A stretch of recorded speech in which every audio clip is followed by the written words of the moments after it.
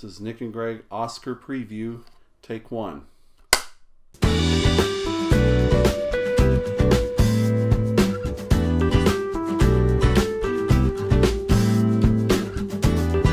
Hello, everyone.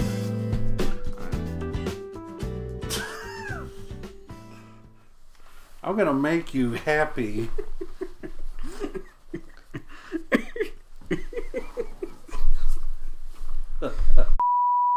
Well, hello there, everyone. Hi.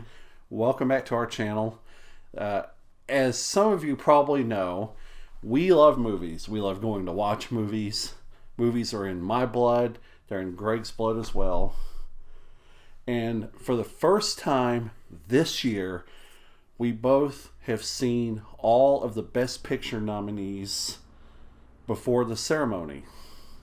I have seen all of them in previous years, but since Greg and me were off different days, he wasn't able to be with me. But this is the first year that he has been with me for all of them. And we are going to tell you in this video what we think the best movie of the year is and what we think the voters in the Academy are going to vote for Best Picture. Now, a little bit of backstory about us and movies. I minored in film studies in college, so I am not the foremost expert in the world, but I love movies. I love classic movies. We both love classic movies. And if you note this poster behind us on the wall for 2001: A Space Odyssey, in our neighborhood here in Knoxville, they're opening up a great cinema called Central Cinema. It's going to be a meeting place for independent film, foreign film, classic film, just all sorts of cult classics and whatever. And they've been running a GoFundMe. I'll link it in the description. And we contributed to that GoFundMe and bought an arm of one of the seats that's going to be in the theater. And here's a photo of that. And naturally, the picture we picked to represent is 2001: A Space Odyssey. And if you'll note, our names are on this armrest and it'll always be in this theater. And that's pretty neat. So we're now going to tell you what we think is going to happen on Oscar Sunday, this coming Sunday, on March 4th. Mm-hmm. So I'm going to let Greg go first, and he's going to tell you what he thinks is the best picture of the year. And I told him prior to the video, if it comes down to 2, that's okay. You know, we're not going to be very just technical. I think 3 Billboards Outside Ebbing, Missouri has a good shot at it. I'm not surprised that you picked that, actually. Prior to right now, this moment, I asked him not to tell me what he thought was the best one, because if he was going to surprise me, I wanted to be surprised. But I'm not surprised that you picked that one, because that was a really good movie. Yeah. I mean, Frances McDormand had a great performance in that movie. Same thing for Woody Harrelson and Sam Rockwell, yeah. It's a very interesting character piece. Mm-hmm. And very topical as well. So with all the controversy about police in this country, yeah, and how the police just how they treat people, how they handle cases, especially in a small rural town like Ebbing, Missouri is. Yeah. In this film. If you haven't seen that film, please go watch it. It's a great movie. So, what do I think is the best movie of the year? What I think is the best movie of the year, I'm not going to pick Call Me By Your Name. And you would think I would pick that only because I'm a gay man. But it's up there in the top 3. I also have to go with 3 Billboards. I mean, for my judging stick for the best picture of the year always has been a socially relevant film that really tells the story of modern times. And 3 Billboards Outside Ebbing, Missouri fits that criteria time and time over, you know. And I keep just circling around that movie as being the best one. It's the one I was the most anticipatory of watching of all the ones at that point in our watching of that year. But I just think it's the best movie. Now, all 9 were good. All 9 were great movies. I mean, you can't debate that. The last one we saw was Phantom Thread. I was a little surprised by that one. Yeah, I didn't think I'd like that one as much as I did, but it was a good character piece. I just thought it was going to be one of those artsy films without substance, but it surprised me really much. The Post was good. The Post was good, as you saw in the review we previously did. And I think Shape of Water has a good shot at Best Director. You really, amid the controversy in that one? I think so, yeah. If you're not familiar with the controversy on that, there's a lot of litigation pending out there. Well, some people claim they stole their idea for that one. I must profess at this point that I've always had disagreements with the Academy voters about what they think the best movie of the year is. I don't think anyone here, or some of you who subscribe here might remember, I used to have another YouTube channel a few years ago, and I used to do movie reviews, and it never really went anywhere, and I eventually just decided to end it. But back in early 2011, when the Oscars were going to be handed out for the films of 2010, I picked The Social Network as what I thought was the best movie of the year. My best film of 2010 is The Social Network, and this is why.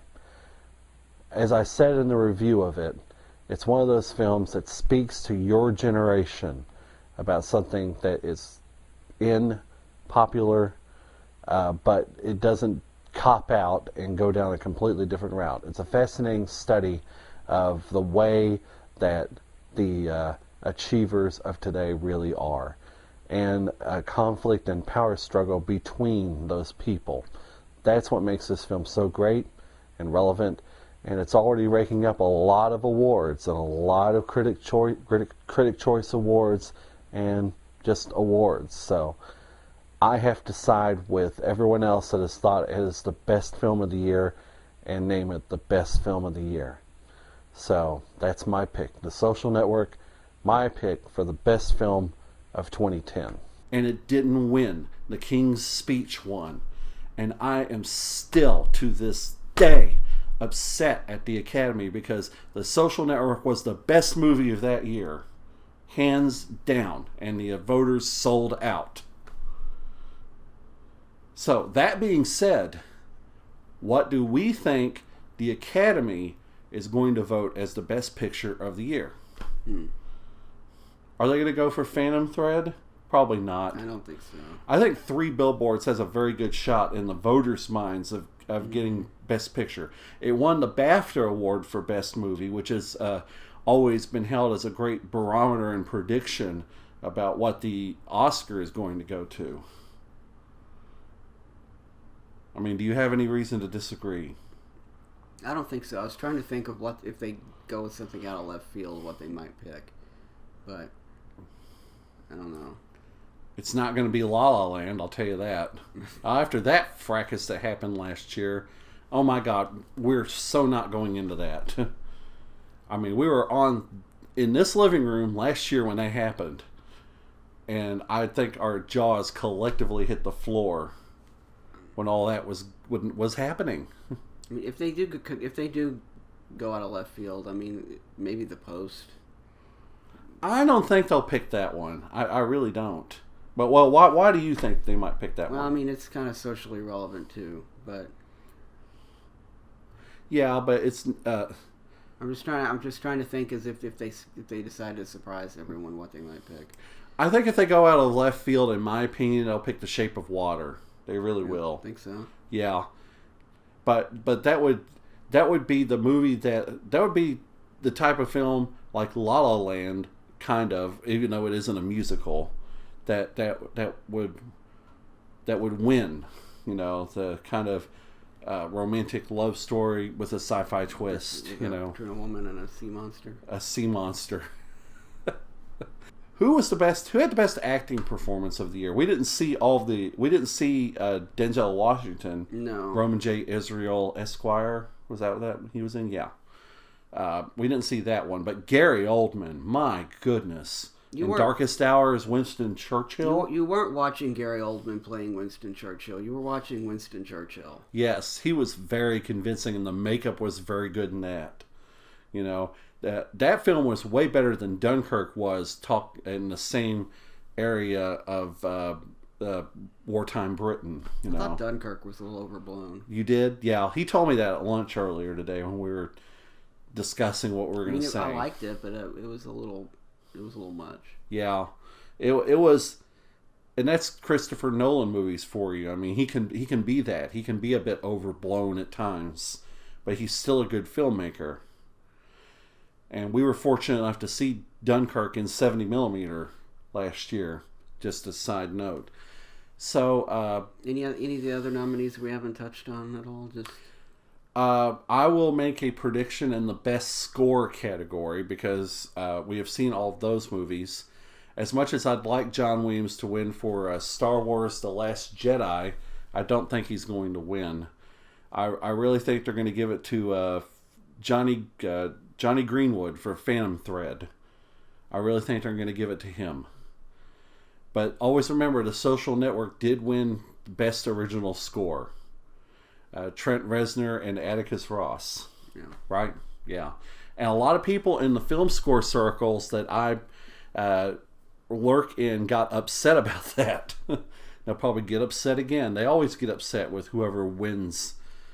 Although I don't think they got upset when Ennio Morricone won for The Hateful Eight a couple years ago. He finally won an Oscar. But anyway, I digress. All right, so Oscar Sunday, this Sunday, March 4th.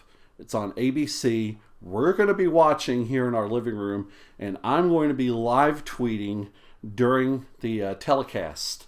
So go on over to my Twitter and follow me at NicholasM79 if you haven't already, and interact with me, and I will be live tweeting during the Oscars this coming Sunday. So next week's video, we'll wrap up any reactions we might have about what happens, and especially if there's another envelope controversy.